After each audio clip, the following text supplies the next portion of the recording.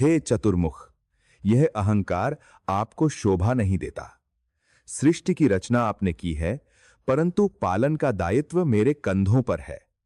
अतः यह कहना कि आप मुझसे श्रेष्ठ हैं, यह सर्वथा अनुचित है।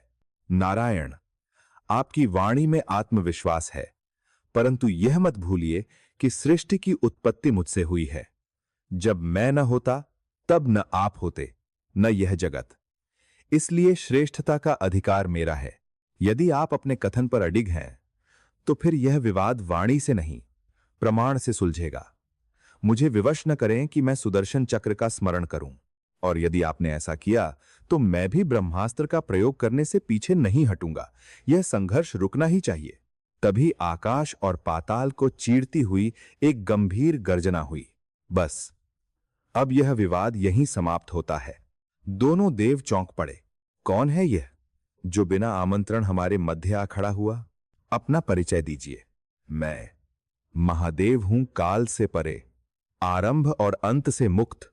और यह विवाद जिसका कोई छोर नहीं, उसका समाधान भी मेरे पास है। पर हम कैसे विश्वास करें कि आपका निर्णय निष्पक्ष होगा? नारायण ने पूछा।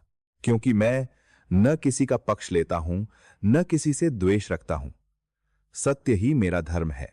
यह सुनकर दोनों शांत हुए। यदि ऐसा है, विष्णु बोले, तो मैं अपने सुदर्शन को विराम देता हूं, और मैं भी। ब्रह्मदेव ने कहा, अपना ब्रह्मास्त्र पुनः धारण करता हूं। तभी महादेव के स्वर से एक अग्निस्तंभ प्रकट हुआ। न उसका आदि दिखता था, न अंत। यह मेरा ज्योति स्तंभ है। महादेव बोले, आप दोनों में जो स्वयं को श्रेष्ठ मानता है, वह इसके किसी एक छोर को खोज ले। जो सफल होगा वही महान कहलाएगा। मुझे स्वीकार है। विष्णु बोले, मुझे भी। ब्रह्मदेव ने उत्तर दिया। विष्णुदेव वराह रूप धारण कर पाताल की ओर बढ़े, और ब्रह्मदेव हंसराज पर आरूढ़ होकर आकाश की ऊंचाइयों में उड़ चले। युग बीत गए, दिशाएं थक गईं, समय मानो ठहर गया। वराह रूप में विष्णुदेव बोले, मैं अनंत गहराइयों तक पहुंच गया, पर इस स्तंभ का आधार नहीं मिला। यह साधारण शक्ति नहीं हो सकती। आकाश में उड़ते हुए ब्रह्मदेव ने सोचा, मैं सृष्टि का ज्ञाता हूं, फिर भी इसका शिखर क्यों नहीं मिल रहा? क्या कोई ऐसी सत्ता है जो हम दोनों से परे है? तभी ब्रह्मदेव को आकाश से गिरता हुआ एक दिव्य पुष्प दिखाई दिया। यह पुष्प अवश्य ही ज्योति स्तंभ के शिखर से गिरा होगा।